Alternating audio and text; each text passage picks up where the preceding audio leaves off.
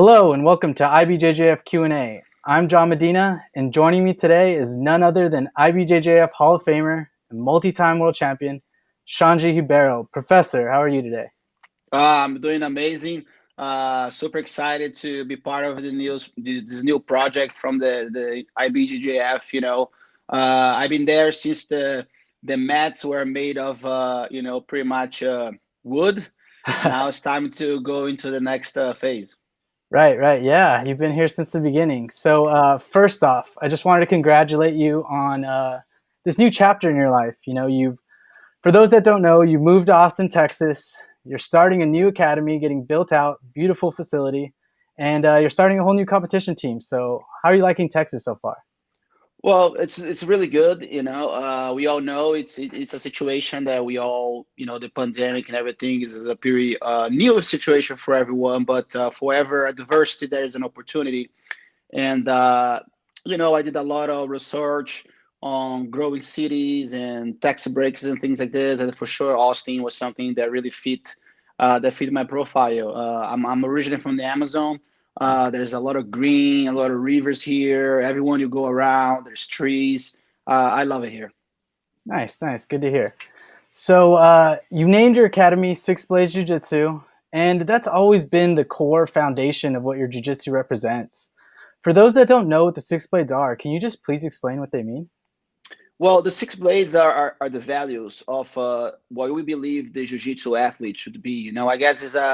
I guess it's a little analogy with the Bushido. The samurais have the Bushido. Mhm. Us jiu-jitsu people, we have the six blades, which stand for family, respect, honor, loyalty, attitude, and discipline. A lot of people talk about, oh, what about those other virtues? I think they're all interlaced, but those are the one that I like to call it because, as you all know, me and my brother, so family first. Uh, the first value or morals for a good relationship is respect one another, honor your word, you honor your name. That's probably the most valuable thing a human being can have is his name. His name is his word. And once he's gonna say he's gonna do something, he'll do something. Mhm. Loyalty, not just loyalty to a person, but have loyalty to your principles. Principles to do good. To be faithful, to respect and things like that. And I always have a positive attitude. You can see the pandemic, for example. Ever diversity rises in opportunity, and I really have a positive attitude towards the situation.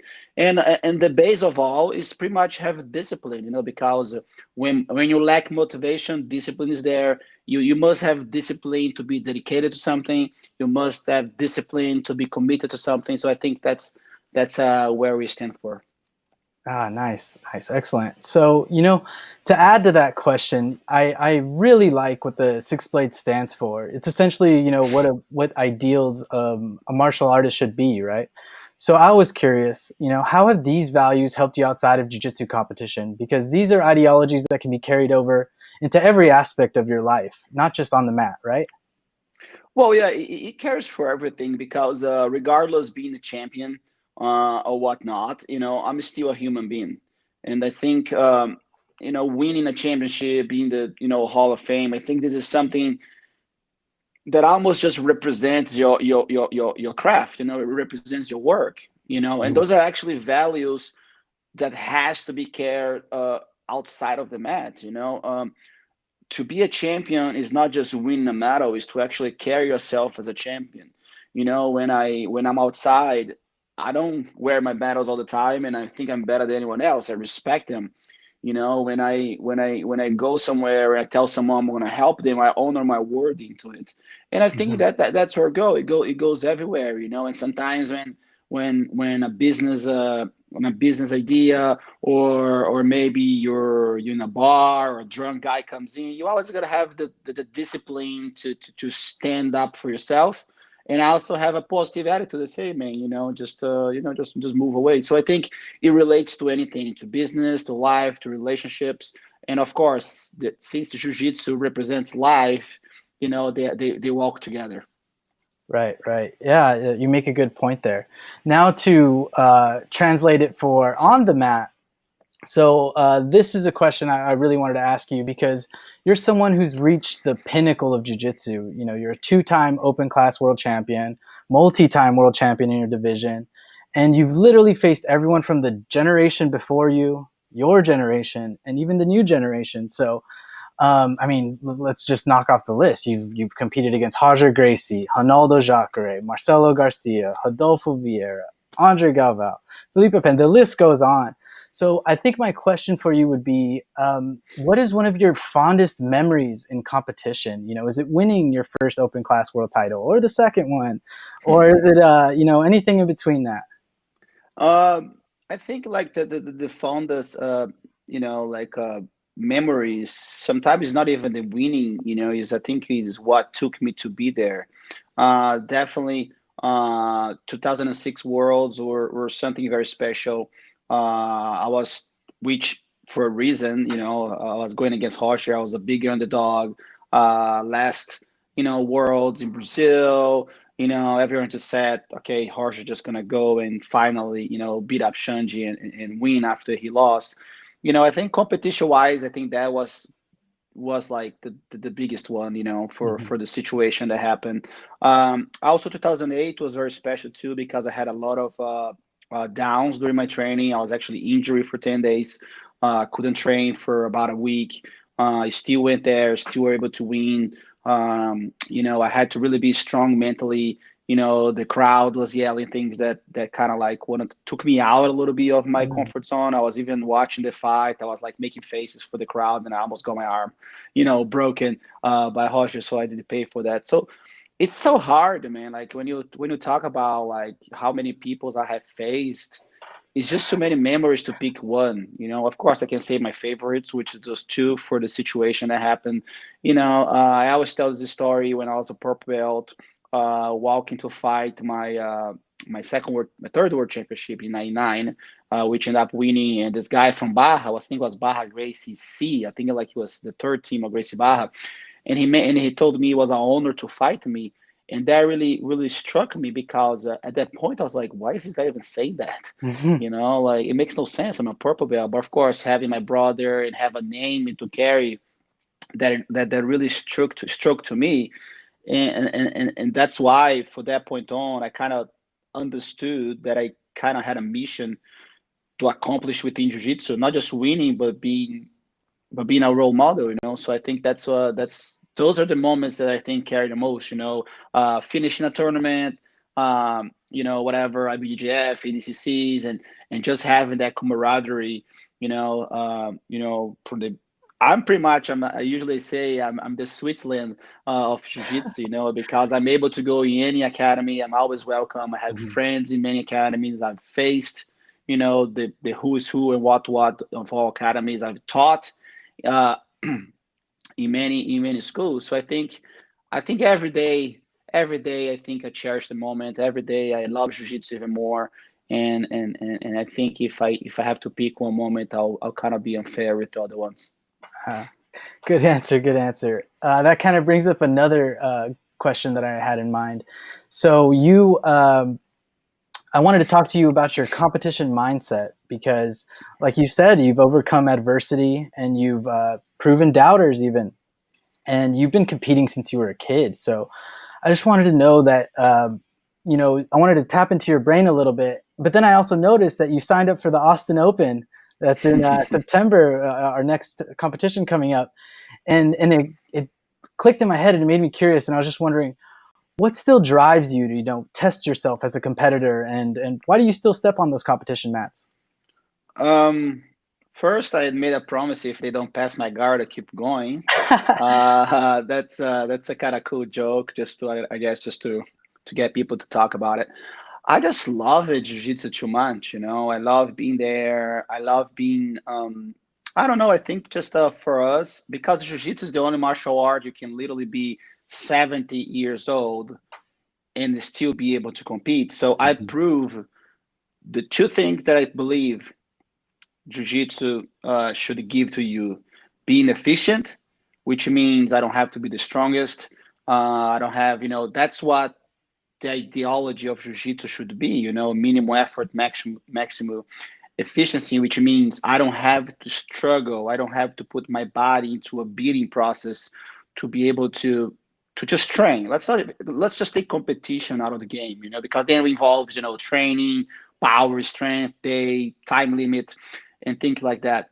And the second one is longevity, So I think those are the two things that I really like to prove that are still relevant in Brazilian Jiu-Jitsu. Be able to be efficient and be able to train for a long time. It really bugs me when I hear guys like, I'm almost 40 years old at this point, and I see guys 45 and say, "Oh, I can't train, everything hurts," which means that maybe the way they look at Jiu-Jitsu wasn't maybe the right way. We see, when I walk at the Masters worlds and I see those little old ladies, I just want to hug them Yeah. and they just go for it. So I think that's the soul of Brazilian Jiu-Jitsu, is the longevity of it.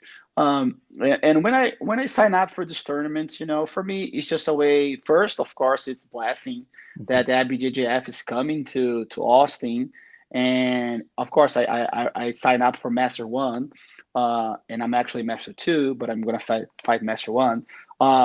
It's just first is my new house, and I have to do it. I'm happy to do it more than anything. Be able to everybody just talks a lot about San Diego. Now I think Austin is becoming a little, like Texas area. It's kind of like driving a lot of attention to this area. Um, so yeah, that's what motivates me. I love jiu-jitsu. I love challenges. For the Austin Open, of course, just being on the mat. I still want to do my last dance next year for the IBJJF Worlds and ADCC. So if I'm looking to do this, I have to put myself in there and go back and compete, but with my limitations. I don't want to just go there and sign up for adult vision and not be ready for it. So I have to be humble. A lot of people say, "Oh, Sean's gonna sandbag." I said, "No, there's no sandbagging." No, I fought Master Division. I've lost the Master Divisions.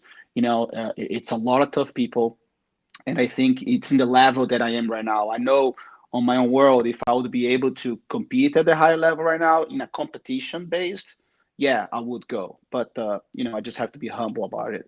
And like I said, man, I'll be 65 years old and I'll still be competing Master Seven, Master Six. Mhm. Just bringing my kids.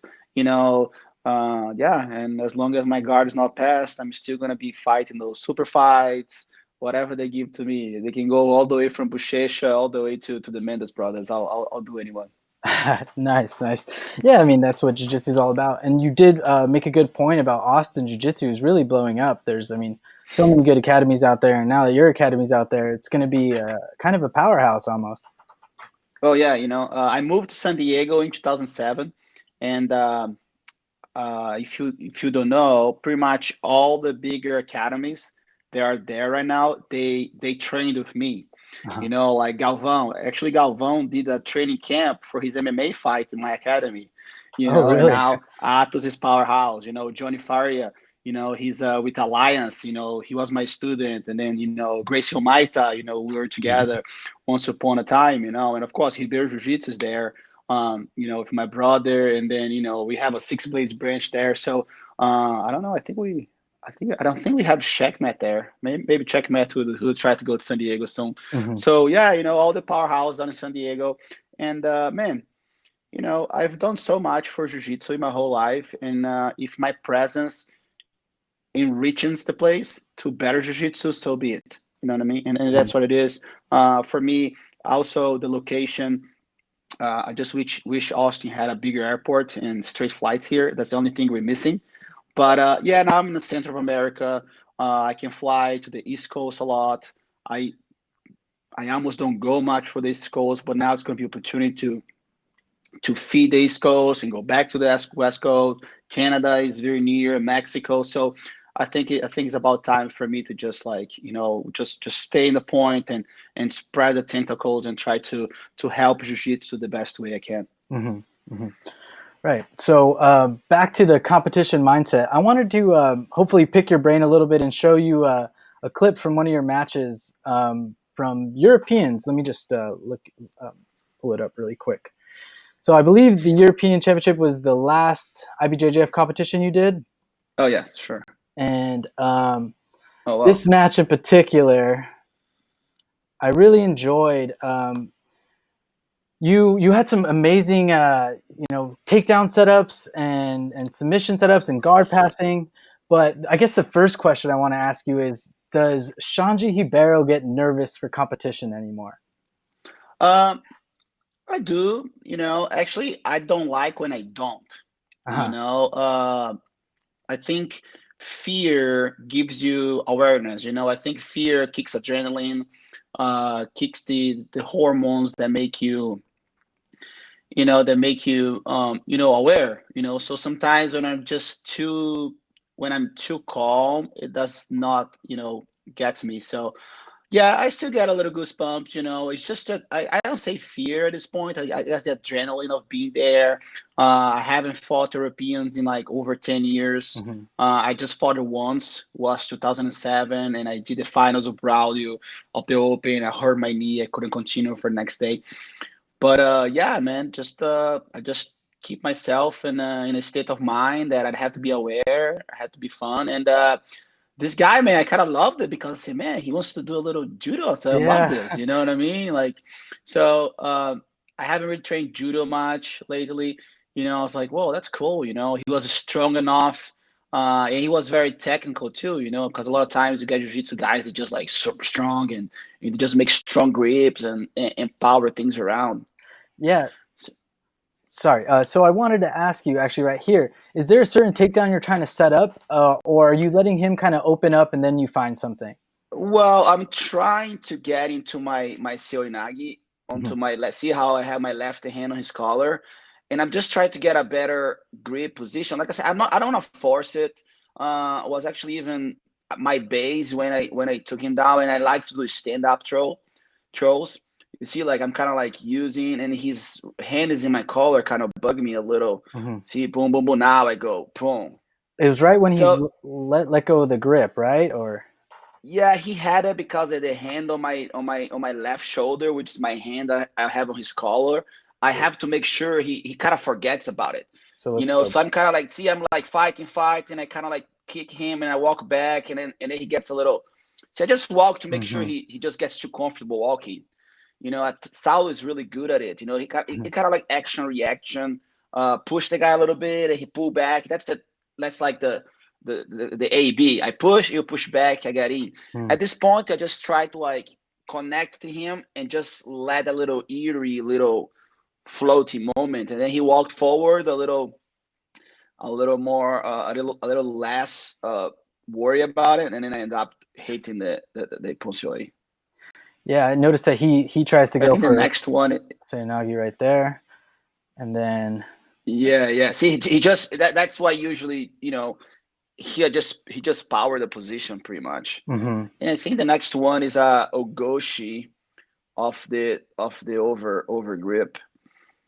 Yeah, that's the second one, which is still kind of like not the best setup.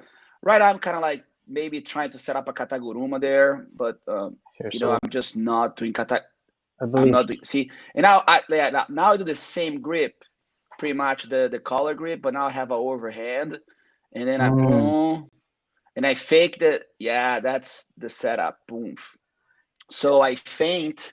That's again just like a basic. See, I make him wonder what's gonna happen. So uh-huh. pretty much what I did, I Yeah, had the go back. same grip because, and then if I have the grip of the collar, the Georgian people, guys from Georgia, they do that a lot. So I could just let go and make the position right. So if you see my right foot, I touch his foot on the outside, he bases it, Ah, and then I yes. go straight up, boom, boom. See that really Hmm. fast. Hmm. I make him like stall, So when he stall, I was able to get my hip in. My hip was a little too connected to him. I should just give a little bit more kuzushi, Hmm. which is that idea of like they're coming towards me. Yeah, off balancing, right? Yeah, but I was just happy to like be able to, carry the fight, and I was loving because he was like, giving that he wasn't afraid to exchange. Yeah. I was gonna say this is what I really liked about this match is that he wanted to engage with you. He wanted to try his level of stand up against your level of stand up, and it turned out to be really entertaining. Yeah, and sometimes, of course, some guys like shit. I don't want to pull guard, Yeah. So there's a lot. I said, let me try some judo too. Now We with never know. now with We this, never know. I'm sorry. Go ahead. Yeah, yeah, because we never know what they have in mind too. Right, right. So I want to go to this choke right here. So with the cross collar choke, I mean, it's such a classic and basic submission, but it's very hard to land on people. What exactly do you do to try to get them to open up for that second choke, the second grip? Uh, well, I think like if you have to talk about me and Roger, I think it's the guys in jiu-jitsu that have choked the most people from the Yeah. mount. It's just first of all, it's a lot of timing there. You know what I mean? Choke from Hmm. the mouth. It's like I said, it's very fundamental, uh, but it's not that basic if you don't practice it. Right. First of all, have a good idea of how to keep the mount. If you look at it, my toes are inside. My shoelaces are in. Now I have a good hand, and I go to like the basic, classic, like technical mount. And now I have a little setup that I do from there, a little different than Roger, and I see how I use my left foot on his hip to Hmm. avoid the bump. And now that's just a matter of time. Yeah, Right you there, climb the mount. yeah, because that's right there, boom, it just boom, now I have it, boom. Right now, as my Hmm. elbow touched the ground, you can see from that angle, my right elbow, like my forearm is on his temple. This way I can kind of like tilt his head to open the space on the jaw. And that's what I go, and I try to be as technical as possible. Um, to really just use the good mechanics to be able to connect the choke. Not like a lot of people just like rub their faces and I don't think I ever rubbed anyone's face. So so pretty much one hand really gets stuck here because now maybe they're like this, right? Hmm. So my other forearm make their head tilt this way. Now they Hmm. can't really have it this position. Some people go in the face to try to force it. So one hand goes in and usually like this. So what I'll do, I'll tilt the head this way.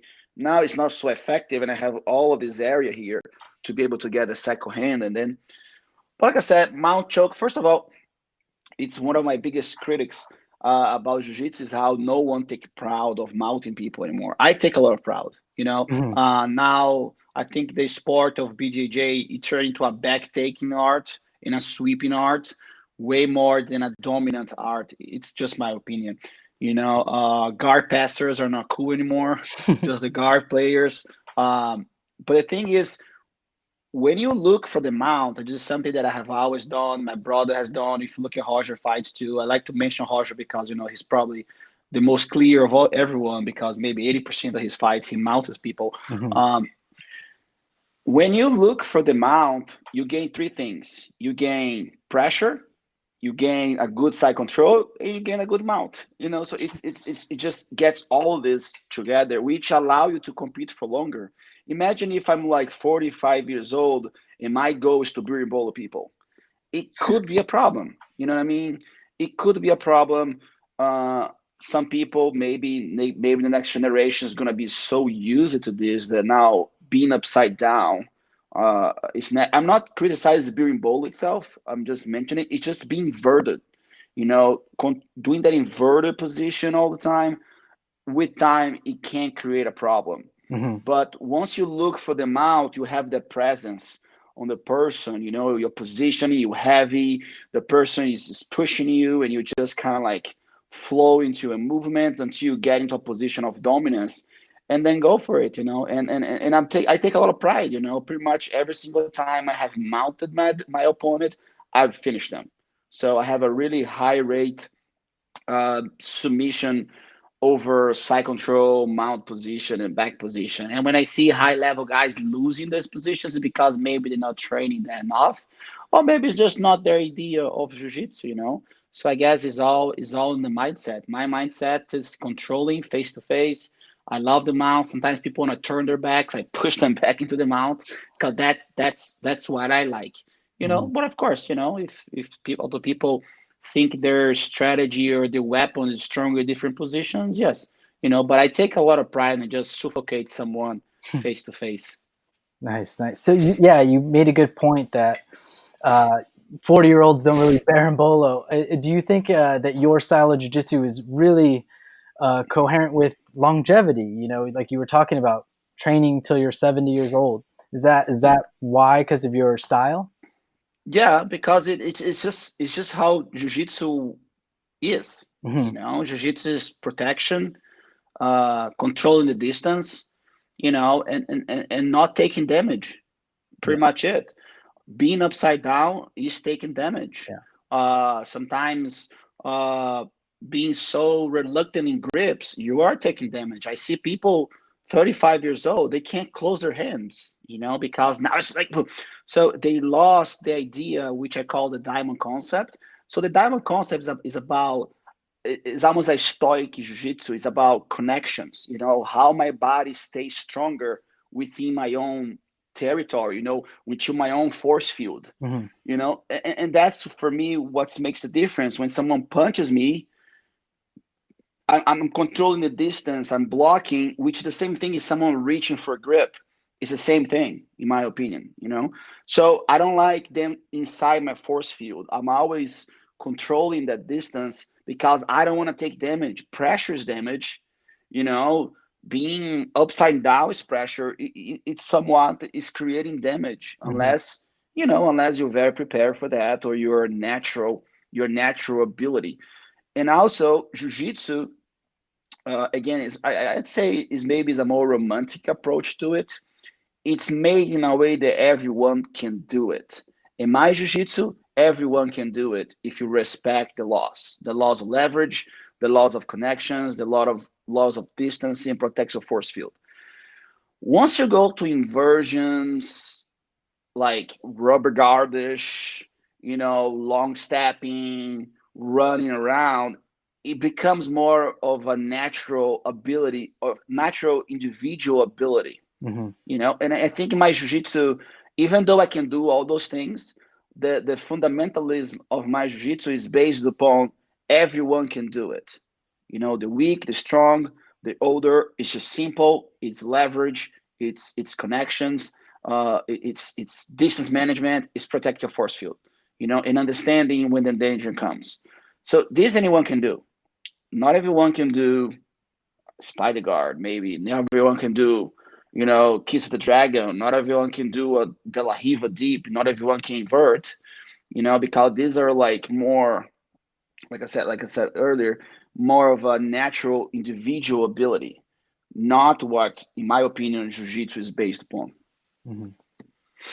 Nice. Well, Professor, that about sums our time up here. Once again, I want to thank you so much for giving us insight of the mind of a champion. And we wish you all the best on your new academy in Austin, Texas. Can't wait to see you back in action at the Austin Open. But before we get out of here, is there anyone you'd like to give a shout out to, or let us know what you have going on in the works? First of all, just thank the IBJJF for always, striving for the best. Really cool to see you guys trying to come back. Hopefully, we can go back into our normal. The world needs jiu-jitsu, and I'm here to help any way possible. Of course, like to thank you, my family, my brother, my team. Like to thank my sponsors, Swoosh Mats. They really helped me to accomplish my academy, to sponsor my academy, everything else, and just to thank all you guys that support jiu-jitsu, that go to the tournament, that drive it 50 hours to participate in the tournaments. Jiu-jitsu will be back. Jiu-jitsu is essential, and hopefully, all the schools and everyone else going to be back into the normal. And but just don't be afraid. Don't be afraid to hug. Don't be afraid to train, because jiu-jitsu is going to help us to stay healthy, and not just health on the body, but in our minds too. Professor, thank you so much. Thank you, sir.